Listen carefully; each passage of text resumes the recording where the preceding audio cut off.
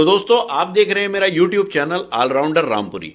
तो अपने इस चैनल पर मैं कुछ मैकेनिकल टेक से रिलेटेड वीडियोस अपलोड करता हूं, जैसे कि कंबाइन हार्वेस्टर है उससे रिलेटेड वीडियो इस पर डालता हूं, और ट्रैक्टर से रिलेटेड भी वीडियो इस पर डालता हूं, मैं कार से रिलेटेड वीडियोस भी इस पर अपलोड करता हूं मैं, और मोटरसाइकिल से रिलेटेड भी वीडियो अपलोड करता हूं मैं इस पर। तो जो मुझे लगता है कि कुछ टेक्निकल चीजें हैं इसमें जो आपको भी पता होनी चाहिए, वो अपने इस चैनल पर मैं अपलोड करता हूं। तो मुझे उम्मीद है कि ये चैनल आपको बहुत पसंद आएगा, तो आप मेरे चैनल को सब्सक्राइब कर लेना।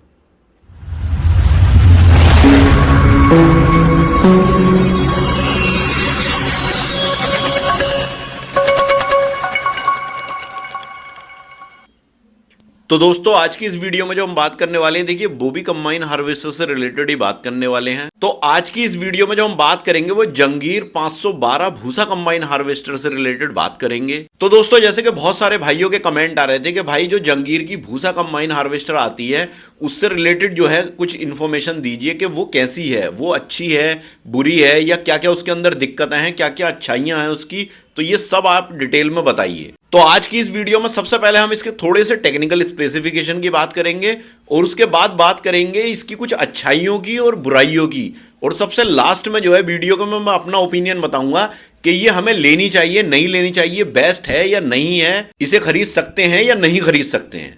तो वीडियो में लास्ट तक बने रहें। तो दोस्तों इस कंबाइन हार्वेस्टर की सबसे पहले हम लोकेशन की बात कर लेते हैं कि ये कहां पर है और कौन सी कंपनी इसे बना रही है। तो देखिए इसकी जो लोकेशन है वो राजस्थान में है, और इसे जो कंपनी बना रही है वो है Jahangir manufacturing industries private limited, और इसकी जो एग्जैक्ट लोकेशन है वो अपोजिट रिको industrial area, Rai Singh Nagar, district Shri Ganganagar, Rajasthan.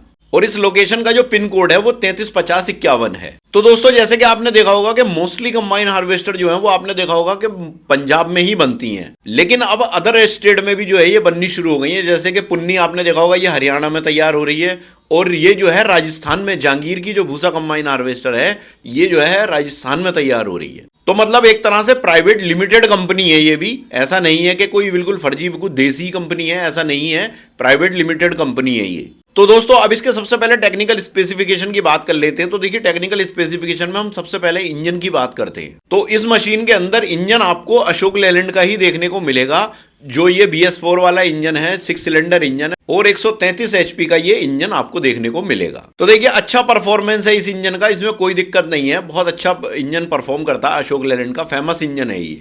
अब थ्रेशर की बात कर लेते हैं। देखिए थ्रेशर इसके अंदर आपको 51 इंच का देखने को मिलेगा। अब कटर बार के साइज की बात कर लेते हैं। देखिए इसमें आपको दो ऑप्शन मिलते हैं, आप 10 फीट के कटर बार में भी इसको ले सकते हो और 12 फीट के कटर बार में भी इसको ले सकते हो। वैसे मोस्टली 12 फीट के कटर बार के लिए ही ये तैयार हुई है, लेकिन एक ऑप्शन है आपके पास 10 फीट का भी आप ले सकते हो, प्लस एक बास्केट भी आपको इसमें देखने को मिल जाएगी। 8 फीट की बास्केट जो है इसके साथ आपको मिल जाएगी आगे कटर में लगाने के लिए। जैसे कुछ फसलें ऐसी होती हैं कि वो जो है कटती नहीं है, उसमें डाली जाती हैं, तो उसके लिए एक बास्केट भी कंपनी ने बना रखी है। अब बात कर लेते हैं देखिए ग्रेन टैंक की कैपेसिटी की।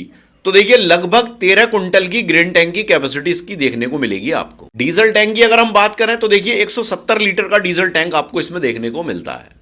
अब टायर्स की बात कर लेते हैं। देखिए टायर्स में जो फ्रंट वाले टायर हैं, बड़े वाले टायर जो होते हैं, उसमें दो ऑप्शन आपको देखने को मिल जाएंगे, या तो आप 16/28 के टायर भी ले सकते हैं, या फिर 16/30 के टायर भी आप इसमें ले सकते हैं। और पिछले वाले जो छोटे टायर होते हैं वो आपको 9/16 के देखने को मिलेंगे। 4x4 का ऑप्शन इसके अंदर अवेलेबल है। ओगर की बात कर लेते हैं। देखिए ओगर इसके अंदर आपको ऑटोमेटिक देखने को मिलेगा। अब बात कर लेते हैं इसकी डायमेंशन की। तो देखिए जैसे कि बहुत से भाई ये पूछते हैं कि भाई mm में डायमेंशन आप मत बताया करिए, आप फिट में जो है डायमेंशन बताया करिए। तो देखिए डायमेंशन में इसकी लंबाई की बात कर लेते हैं। इसकी जो लंबाई है वो लगभग 39 फीट के करीब आपको देखने को मिलेगी। तो ये 39 फीट जो लंबाई मैंने बताई है आपको, ये देखिए ट्रेलर के साथ में है। अगर आप इसमें से ट्रेलर को हटा देंगे तो फिर इसकी लंबाई कम हो जाएगी, वो लगभग 21-22 फीट या 20 फीट के करीब में रह जाएगी। क्योंकि देखिए आप 12 फीट का जब कटर होता है ट्रेलर में, और फिर ट्रेलर की भी अपनी लंबाई होती है, तो वो ये मान के चलिए आप 18-19 फीट उसमें से निकाल दीजिए, तो वो 20-21 फीट के करीब में ये बचेगी। तो मतलब ये प्रॉपर मशीन की लंबाई है। अब चौड़ाई की बात कर लेते हैं। देखिए चौड़ाई लगभग इसकी 9 फीट के करीब में आपको देखने को मिलेगी। इसके बाद ऊंचाई की बात कर लेते हैं। देखिए ऊंचाई लगभग 11 फीट में आपको देखने को मिलेगी इसकी। तो दोस्तों ये तो हुई इसके टेक्निकल स्पेसिफिकेशन की बात। तो दोस्तों अगर आप किसी भी कंबाइन हार्वेस्टर की कीमत, उसका टेक्निकल स्पेसिफिकेशन और जो इसके जो पार्ट्स होते हैं, अगर आप उन्हें खरीदना या देखना चाहते हो, तो एक वेबसाइट का लिंक मैंने डिस्क्रिप्शन में दे रखा है।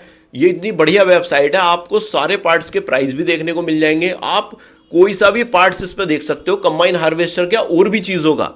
तो ये इतनी अच्छी वेबसाइट है, आप उस पर क्लिक करके देख सकते हो। अब बात कर लेते हैं इसकी जो कुछ अच्छाइयां हैं उनकी बात कर लेते हैं, इसमें क्या क्या अच्छा है। तो देखिए सबसे पहली अच्छाई तो इसकी यही है कि देखिए इसका जो व्हील बेस है, व्हील बेस मतलब जो फ्रंट वाले टायर हैं और पिछले वाले टायर हैं उनकी जो लेंथ है, उनकी जो दूरी है वो बहुत कम है। इसमें मतलब पास पास वो कर दिए हैं, तो इसका व्हील बेस कम है। तो व्हील बेस कम होने की वजह से कुछ फायदे हैं व्हील बेस कम होने के, जैसे कि इसकी टर्निंग रेडियस जो है वो कम हो जाती है, मतलब थोड़ी सी जगह में ही ये आसानी से घूम सकती है। फिर दूसरी इसकी अच्छाई क्या है कि देखिए इसका जो गियर बॉक्स है, जैसे बाकी मशीनों में गियर बॉक्स जो है वो जो फ्रंट वाला एक्सल होता है उसके पीछे की साइड में आपने देखा होगा, लेकिन इसमें क्या है, इसमें गियर बॉक्स उस एक्सल से आगे कर दिया गया है। तो ये एक अच्छी बात है कि गियर बॉक्स बाहर की तरफ है बिल्कुल, मतलब कटर के बाद में फ्रंट में आप देखोगे तो गियर बॉक्स आपको दिखेगा। तो आप आसानी से अगर कोई दिक्कत आती है गियर बॉक्स वगैरह में तो आपको ज़्यादा बड़ी दिक्कत इसमें देखने को नहीं मिलेगी, आप आसानी से उसको रिपेयरिंग कर सकते हैं बाहर से ही। फिर अगली अच्छाई जो है वो इसकी देखिए छतरी की है। इसकी छतरी जो है वो फाइबर की आपको देखने को मिलेगी। तो फाइबर का यही फायदा होता है, जैसे मान लीजिए बिजली के तार वार हैं उनसे जो है ये एकदम से जो है टच भी हो जाएगी तो करंट वरंट आने की कोई दिक्कत नहीं होगी। फाइबर के होने का यही फायदा होता है। बाकी देखिए गलेगी नहीं, जैसे गल जाती हैं जो लोहे वाली छतरी होती हैं टीन वाली, वो जल्दी से उनकी लाइफ कम होती है, वो गल जाती हैं। फिर अगली जो अच्छाई है वो इसकी देखिए ऑटोमेटिक ऑगर है। ऑटोमेटिक ऑगर की भी अपनी एक खासियत होती है, ये अच्छी चीज़ इसमें कर दी है कि ऑटोमेटिक ऑगर लगा करके दिया। उससे क्या होता है कि मान लीजिए कभी पेड़ों वेड़ों में आप कंबाइन हार्वेस्टर चलाते हैं तो बाकी और मशीनों में जो ऑटोमेटिक ऑगर जैसे नहीं होता है तो पेड़ों में कटाई करने में दिक्कत आती है, क्योंकि उसे खोले रखना पड़ता है, तो फिर वो पेड़ों तक वो मशीन नहीं पहुंच पाती। तो इसमें क्या है कि आपको ऑगर खोलने की ज़रूरत नहीं है, ऑटोमेटिक ऑगर बंद पे भी चलता रहता है, मशीन आपकी कटाई करती रहेगी। और ऑटोमेटिक ऑगर जब भी खोलें आप, जब ट्रॉली में आपको डालना है, तो बंद पे ही आप मशीन कितनी भी साइड से किसी भी चीज़ के बराबर में ले जा सकते हो, कोई दिक्कत आपको नहीं होगी। फिर अगली अच्छाई ये है कि देखिए इसके अंदर जो भूसा का कंटेनर है वो ऑटोमेटिक कंटेनर आपको लगा हुआ मिलता है इसमें। तो मतलब वो आप अपनी सीट से ही एडजस्ट कर सकते हो, उसे उठा सकते हो वहीं से ही, वो ऑटोमेटिक है। और उसका जो गेट है वो भी ऑटोमेटिक है, आप ऑटोमेटिकली वो खुद से ही खुल जाता है, किसी को मैनुअली खोलने की उसको ज़रूरत नहीं पड़ती। तो दोस्तों ये तो हैं इसकी कुछ अच्छाइयाँ। अब बाकी इसकी कुछ जो देखिए हर चीज़ में कुछ अच्छाइयाँ होती हैं तो बुराइयाँ भी ज़रूरी होती हैं, कोई प्रॉब्लम्स भी उसके अंदर ज़रूर होती हैं, तो हम उसकी भी यहाँ पर बात करेंगे। तो देखिए सबसे पहली प्रॉब्लम इसकी क्या है, तो सबसे पहली प्रॉब्लम तो इसकी यही है कि देखिए भाई इसमें जो सिस्टम दिया है इंजन का और ग्रेन टैंक का वो उल्टा सिस्टम है। तो जैसे कि आपने देखा होगा कि ड्राइवर का जो केबिन होता है उसके पीछे की साइड में ग्रेन टैंक होता है और उसके बाद में इंजन होता है। इसमें क्या है, एकदम उल्टा सिस्टम है। इसमें क्या है, ड्राइवर के पीछे जस्ट एकदम इंजन है और फिर उसके पीछे ग्रेन टैंक है और उसके पीछे फिर भूसा टैंक है। तो ये एक इसमें दिक्कत हो सकती है, क्योंकि इसमें क्या होगा कि ड्राइवर का जो केबिन है उसके पास में इंजन रखा हुआ है, तो ये वाइब्रेशन की दिक्कत तो इसमें होगी, क्योंकि इंजन जब बराबर में बिल्कुल चल रहा है तो ड्राइवर केबिन में वाइब्रेशन जरूर होगा। फिर इसी की वजह से एक दिक्कत और होगी कि इसमें जो है, जो हम ग्रेन टैंक देख ले करते थे पहले, जैसे हम ड्राइवर केबिन में से ही हम ग्रेन टैंक को देख लेते थे भर गया या नहीं भरा, तो अब क्या है, अब ग्रेन टैंक को आसानी से देख ही नहीं पाएंगे। अब क्या होगा, हमें थोड़ा ऊपर चढ़ करके देखना पड़ेगा कि ग्रेन टैंक भर गया या खाली है, क्या है। तो ग्रेन टैंक थोड़ा दूर हो गया अब ड्राइवर के केबिन से। फिर अगली इसकी बुराई क्या है, देखिए मुझे जो लगी है ऐसी कि इसमें एक दिक्कत और है कि इसमें जब इंजन आगे की साइड में कर दिया है तो वजन क्या है, वो आगे की तरफ को ज्यादा हो गया। देखिए ग्रेन टैंक तो पीछे चला गया, प्लस उसके पीछे भूसा चला गया। अब मान लीजिए कि जब मशीन खेत में चल रही है तब तो ग्रेन टैंक भरेगा तो वजन होगा पीछे, और भूसा भी भरेगा तो वजन होगा पीछे। बाकी बिना चले जब मशीन रास्ते पे चलेगी तो फिर दिक्कत आएगी बैलेंसिंग की। वो दिक्कत इसलिए आएगी क्योंकि देखिए कटर भी आगे ही लगता है और इंजन भी आगे की साइड हो गया और बंदे जो केबिन में होते हैं वो भी आगे की साइड ही हो गए, तो सब तो वजन आगे की तरफ हो गया। तो क्या होगा कि जो ऊंचे नीचे रास्ते हैं उन पे ले जाने में बहुत दिक्कत आएगी। तो क्या है कि मशीन आगे की तरफ को बहुत जल्दी जो है पलट भी सकती है, झुक भी सकती है कहीं ऐसी ढाल की जगह पर। तो ये दिक्कत इसमें हो सकती है क्योंकि पीछे वजन बिल्कुल नहीं रहा और आगे जो है वजन है। अब ऐसा तो नहीं है कि बिल्कुल प्लेन में ही मशीन चलती है, कहीं कहीं ऊंचे से नीचे भी उतारनी पड़ती है, कहीं कहीं बहुत बहुत प्रॉब्लम्स होती हैं, तो ये बहुत खतरा हो जाएगा मशीन के साथ। तो दोस्तों मैंने कुछ कंबाइन हार्वेस्टर के पार्ट्स वगैरह जो हैं, जैसे एडब्ल्यू यूरिया है, या आप टूल बॉक्स लेते हो, या ग्रीस की बाल्टी लेते हो, जो भी कंबाइन हार्वेस्टर में जो चीज़ें यूज़ होती हैं, तो देखिए मैंने उसका ऑनलाइन अगर आपको परचेस करनी है, कभी कभी क्या होता है किसी एरिया में आप फंस जाते हो, वहाँ पर आपको दुकान नहीं मिलती या कुछ नहीं है, तो इस तरह की चीज़ें आप ऑनलाइन भी मंगा सकते हो। तो मैंने कुछ अमेजन से ये चीज़ें आप खरीद सकते हो, मैंने उसके लिंक जो है डिस्क्रिप्शन में दे रखे हैं, आप वहां से क्लिक करके खरीद सकते हो। फिर अगली बुराई इसकी क्या है, देखिए अगली बुराई इसकी ये है कि इसमें जो है कंटेनर सिस्टम दिया है, इसमें ट्रॉली सिस्टम नहीं दिया। तो जब कंटेनर सिस्टम जब होता है तो इसका क्या होता है कि भूसा जो है हमें फिर खेत में डालना पड़ता है। ये ऐसा नहीं है हमें जैसे किसी बंदे को घर पर ले जाना भूसा, तो वो मशीन क्या है, वो तो मशीन काटेगी और वहीं खेत में डालेगी। अब आप उसको फिर दोबारा से बंदे पकड़ोगे और उसे ट्रॉली में भरोगे, फिर अपने घर पर लेके जाओगे। तो ये एक बड़ी चीज जो है, ये दिक्कत हो सकती है कुछ किसानों के लिए। फिर अगली बुराई इसकी यह है कि देखिए इसे थोड़ा कॉम्पैक्ट डिजाइन में बनाया गया है, तो जब इंजन आगे की तरफ करके और ग्रेन टैंक को जो है थोड़ा पीछे की साइड में करके थोड़ा कॉम्पैक्ट डिजाइन की वजह से इसका केबिन बहुत छोटा कर दिया है। बाकी कंबाइन हार्वेस्टर का केबिन अगर आप देखोगे तो बहुत स्पेसियस केबिन होता है, लेकिन इसमें केबिन बहुत छोटा कर दिया है। फिर अगली बुराई की इसकी बात कर लेते हैं। देखिए इसके अंदर एक दिक्कत और है, इसके अंदर दिक्कत यह है कि जो भूसे की क्वालिटी है, वो भूसे की क्वालिटी वो वाली नहीं है जो होनी चाहिए। मोटा भूसा इसका रहता है, ऐसा नहीं लगता कि बिल्कुल जैसे थ्रेशर मशीन जो भूसा निकालती है वो भूसा इसका आपको देखने को नहीं मिलेगा। उस तरह की क्वालिटी इसके भूसे की नहीं मिलेगी आपको देखने को। फिर अगली बुराई इसकी ये भी है, देखिए कि इसमें जो ऑटोमेटिक ओगर आपको देखने को मिल रहा है, इस ऑटोमेटिक ओगर का फायदा तो है लेकिन इसका नुकसान भी है। इसका नुकसान क्या है कि इस ऑटोमेटिक ओगर का मेंटेनेंस बहुत ज़्यादा होता है, और मान लीजिए अगर ये ऑटोमेटिक ओगर आपको सीजन के टाइम में ख़राब हो गया तो ये आसानी से इसमें कोई जुगाड़ वुगाड़ भी नहीं होता है। मैनुअल ओगर के अंदर आप जुगाड़ भी कर लेते हो एक बार को, लेकिन ऑटोमेटिक ओगर में जुगाड़ भी नहीं कर सकते, तो ये भी एक बड़ी दिक्कत है। तो दोस्तों ये तो हुई देखिए कुछ अच्छाइयां और बुराइयां इसकी। अब बात कर लेते हैं देखिए प्राइस की। बहुत से भाई यही पूछते हैं कि भाई प्राइस नहीं बताते, तो प्राइस की बात कर लेते हैं। देखिए प्राइस के लिए मैंने डिस्क्रिप्शन में एक वेबसाइट का लिंक दे रखा है, आप उस लिंक पर क्लिक करके और उस वेबसाइट पर सर्च करके आप इसके प्राइस देख सकते हो। बाकी एग्जैक्ट प्राइस देखने के लिए आप जो स्क्रीन पर नंबर दिख रहे होंगे आपको, इन नंबर पर कॉल करके भी आप एग्जैक्ट प्राइस पता कर सकते हो। तो फाइनली दोस्तों अब बात कर लेते हैं मेरे ओपिनियन की। तो मेरा ओपिनियन क्या कहता है कि ये कंबाइन हार्वेस्टर लेनी चाहिए या नहीं लेनी चाहिए। तो देखिए ये कंबाइन हार्वेस्टर सक्सेस तो है, नो डाउट, कोई दिक्कत नहीं है, सक्सेस तो है, लेकिन ये उस एरिया में ज्यादा सक्सेस है जहां पर खेत छोटे होते हैं।